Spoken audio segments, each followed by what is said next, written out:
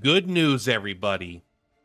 Potentially my least favorite character in the game is now only 50% a meme. Let's go! Now, first, before we start kind of shitting on him, kind of talking about the good things about Xavier here, two things. One, I think this is one of the coolest visual designs in the game. I think Xavier is clearly a protagonist in a really good Fire Emblem game, okay? I think he looks badass. Two, I know there are a lot of Xavier lovers out there. They are people who mostly like Clash and to some extent PvP. He could do some stuff in PvP. He could do a lot in Clash, but I think he sucks. I think not in Clash or whatever, but like in normal PvE, which is like 80% of all content, 90% of all content they add to the game. I think he's not very good, especially with the power creep. But even at launch, I don't think he was very good. But he is only 50% a meme. Why? Leonide got the same thing. We have the army breaking spear. Now, this is a little bit interesting because it's a little bit different than it's a little bit different than why it's good on Leonide. It's better, I think, on Leonide potentially, but basically, if you move at least 6 tiles during your turn, and use a skill, it will reset the energy and cooldown. So he has a 5 energy skill here. And what's kind of cool about this, so in Leonide, it resets a 6-turn cooldown. What this does, it's basically going to let him reset and get all 5 of his energy back. So he could do his Falling Comet Dash multiple turns in a row. 2 turns in a row to be exact. Which is good. However, you could always supplement this, right? If you have like a Candlelight, you don't necessarily need the spear. It's been a while since we've talked about Xavier, so I thought it'd be a good idea. But basically, I think Army Breaking Spear is a pretty good buff to him. However, it is over the course of multiple turns. It's not a first turn Alpha Strike. First turn Alpha Strike is probably still going to be the double-sided halberd. And this maybe the Skeleton Spear, not with this, but it's Skeleton Spear is just good for damage, right? But typically it's going to be the double-sided halberd. However, is that actually the weapon he's holding? No, it's not. What is he holding? Is he holding this? The pendant halberd? Okay. But the Army Breaking Spear is going to help him do his meme. It's not his meme. It's going to help him do his powerful stuff more frequently, which I think is good. So let's actually just go over the equipment first because I'm already here with the Army Breaking Spear. I also like using the Maverick's Cloak, specifically because this is the fastest character in the game at the first turn. And typically when he's doing his big thing, there are going to be no allies around. He's going to go in and do damage, and then he's going to be kind of stuck there. And it will just give him more defense while also giving him more damage. I also like the Sword Cup. He's just a damage dealer, but he also gets some more defense, which is fantastic. So overall, Maverick's Cloak I think is pretty good on him. I don't really see the point of many other things unless you just like need to have the shield, or something else to keep him alive. But I think Maverick's Cloak is kind of what he does. He is solo carry, is his trait. So I feel like he's kind of alone a lot because of his speed and his mobility and his ability. So Magician, just obvious, right? You increase damage for each additional enemy hit beyond the first. This is just very good. You want to stack physical attack for the most part. This ability here is going to be his bread, his butter, and his biscuit. It is going to hit a 3x4 rather, 90% damage to all the targets. 90% is pretty weak. But when you're getting all these stat buffs and damage buffs, it could be pretty good. So this is the equipment I recommend running for the most part. As far as the skills itself, what is his basic skill? It's probably Sweeping Bash, right? If I had to guess here. Yeah, Sweeping Bash is actually a pretty reasonable skill. It's one of his better skills.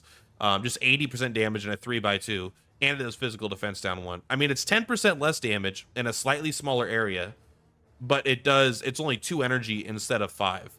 But you don't get a dash with it, so that's one thing.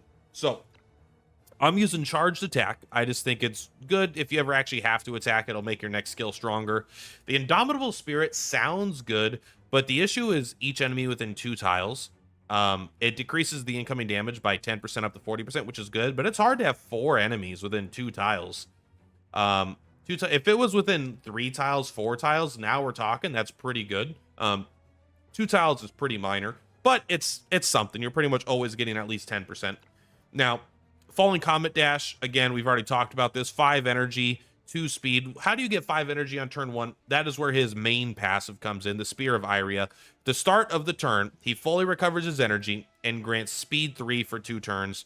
All effects have a cooldown of 5 turns. So the second battle starts, he is going to give himself 150 speed and give himself 5 energy. I think it would be kind of nice if you could turn this on when you want, if it was an instant skill as opposed to a passive. If it was an instant skill, you would never go first on the first turn of combat because you would have to be able to use it. But sometimes I feel like I wish I had the energy regeneration on command as opposed to on the first turn when you're only getting 2 energy out of it, and then on 5 turns later, right? But still, overall, this is how you get 5 energy on the first turn. Now, I think you actually have a flex slot here in the 3rd slot. I'm running Risky Move, but I don't think this is optimal. Yes, it increases your damage, but again, he's going to be alone out there, and if you don't have someone to support him, it's just very easy for him to die. This is even though, like, mathematically, I think this is great, right? Because physical attack 20%. Your physical attack is way higher than these, so you're getting a much bigger increase to your physical attack than you are getting a decrease to your defenses, but I honestly think he just dies. Plus, you get into an awkward spot where on turn 3, 4, and then I think turn 5, you don't really have anything going on because you did your Falling Comet Dash twice. So I think you're going to want to actually grab Musou.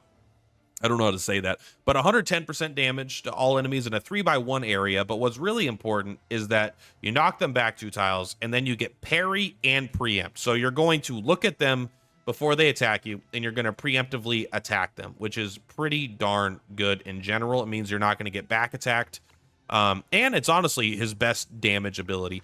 If we take a look at the other skills here, there's not much we're talking about. He has this Chaotic Battle, and holy shit, do I hate this skill. 70% damage. Like, this is the Xavier's main issue. 70% damage. His big ultimate attack is 90% damage. This is less than his basic attack. Yes, it's going to hit multiple targets usually. In the example I'm using, it's actually not, but it's just because I'm using a random stage. But it's like, if you went around and did a basic attack on everybody, would that be powerful? And this is less than that. You get a lot of synergies with it in the sense you can get AoE damage and stack it with more AoE damage, but it's a good skill. Don't get me wrong, it's a good skill. The speed 2 is actually very relevant, lowering all their speed, because it lets the rest of your team kind of come up and do their stuff first. So this is why he's so good in Clash, I think, because he gets to go first and lower all the enemy's speed. But it's like, this is 100%, this is 90%, sorry. This is 70%. His other attack is 80%, and this one's like 110%, which this is his best. So all the percentages are just a little bit too low, I think. Also, Indomitable Spirit is just kind of a short range, so he has his fair share of issues. I consider him a meme character for the most part. However, I only think he's 50% a meme now because he's got the army breaking sphere. This is sacrificing a little bit of alpha damage for just a little bit more consistency over the course of the fight, because now you're going to do your Falling Comet Dash 2 turns in a row, followed up by then a Musou, however you say that.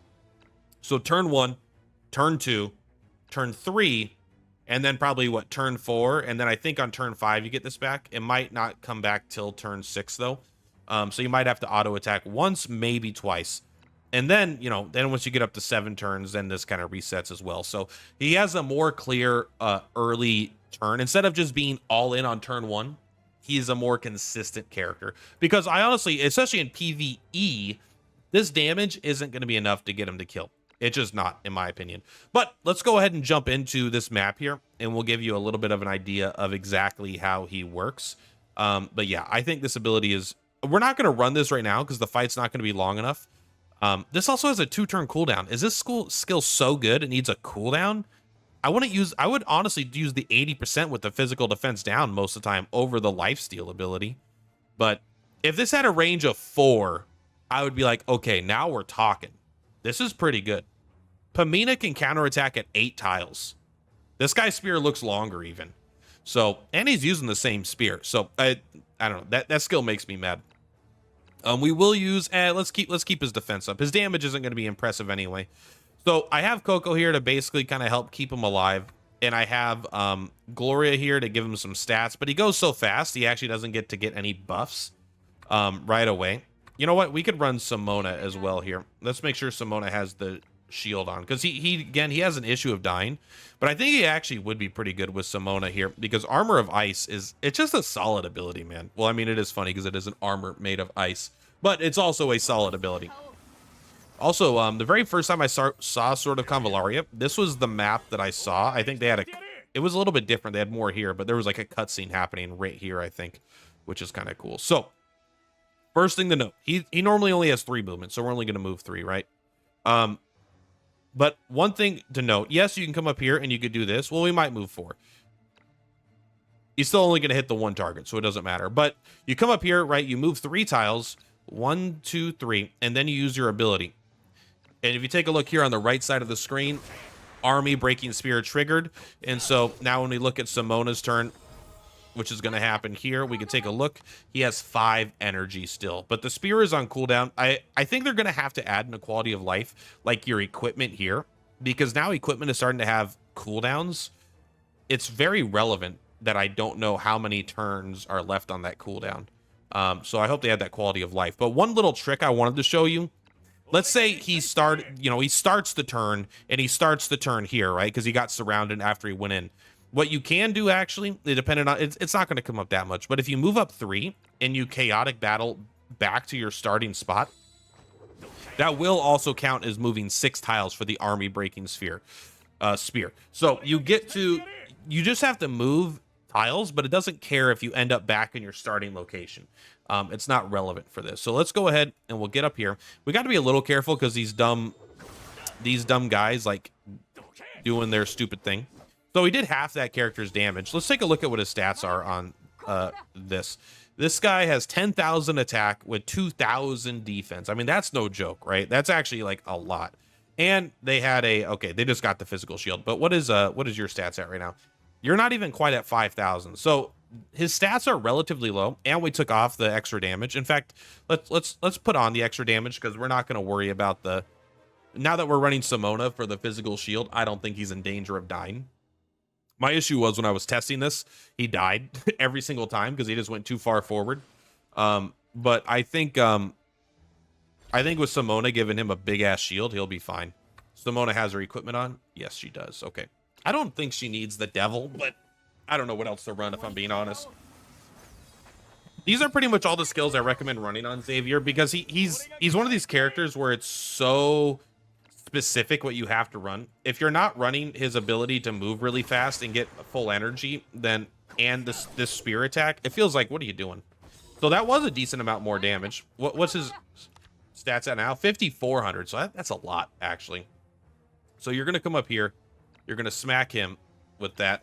You're going to try to stay out of the way. I kind of want him to be the star of the show if we can manage it. But it's hard to know because sometimes this character takes the August and just kills him. But we'll try to protect the August that we don't get to, but necessarily. So we could turn off the Maverick cloak here to give him a damage buff if we want. I think I'll do that. I think I'll give him the damage buff. Sorry, I thought Coco was in a different spot. Let's just move you up here. And then we will give you this. Again, this is not exactly how I would run a team with this, right? I wouldn't be so focused on this, but that's kind of what I'm trying to just give him like a little bit of a demonstration here. So we're throwing this down because it gives him 15% attack and defense while maintaining his ability to be out of range with his Maverick Cloak. Obviously, she is in the way, but we're going to move first. They dodged, but I don't think the AoE affects the dodge there. Although they are going to eat the dodge with this very first hit here. Oh, that's annoying. All the magic attack. Boom. Is that all he healed? Does he have no healing on? I guess not. I guess this wasn't a very big heal, but he did a little bit of damage there, and you can see here we could do this attack again. And like this is actually the perfect situation because we can move 3, and then we can move back here 3 again, right? So these aren't insane damage numbers, but they are all slower now. And the Maverick Cloak got turned off, right? So maybe moving Coco up wasn't the best because we did 30% damage to get rid of the rest. This guy is kind of... Dodge is still annoying, all right? I'll admit it. You're gonna dodge it, huh? You think you're cool because you could dodge stuff? What about you? You like that, having that magic attack on?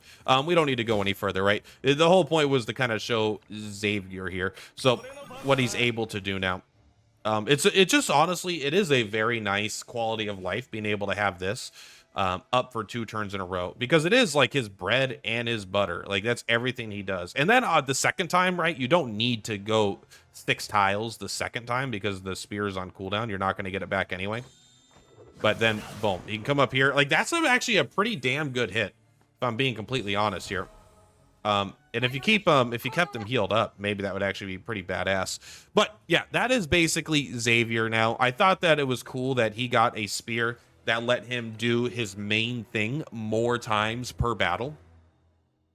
And even though I think he's still borderline meme, I think he's actually being able to do this twice in a row and not just be dead to like just sitting there doing nothing, I think is pretty darn good. It really, especially over the course, like over 2 turns, it's good. Over 4 turns, it's not as insanely good. But then once you get to like 5, 6 turns and you get to do it all again, he just ends up putting out way more damage over the course of a fight. But again, I would probably run this ability here for his down turns, because this is pretty good. For 2 turns, he's getting parry and preempt. Parry's good, preempt is good, 110% damage. Overall, that's all pretty sweet. You might want to, I like using this resonance here. You might want to give him lifesteal if he's really going to be life cloaked out of his gourd out there, right? Well, what else is cup on it? I don't want to take someone else's equipment right now. So you might want to run, not this piece of equipment, right? But you might want to run something, even like cooling powder, honestly, is probably pretty good. But yeah, that is Xavier in a nutshell. I think he, well, let's just run it down. I think this is a tier, I think he was a tier F character, and I think he's moved up to D or C, potentially, depending on the mode you play him on. But, I mean, I'll probably use him from time to time, especially on stages where enemies are noticeably weaker. He is one of the absolute best at killing large groups of enemies very quickly, because he can move far, attack in a big range, and even, like, Tristan can be a little more awkward sometimes. Well, maybe not. But that's all, guys. Much love for Platypus. Purplatypus. I'll see you on the flip-flops. Bye! On the rise, watch the views go up. Content king, never down, always show.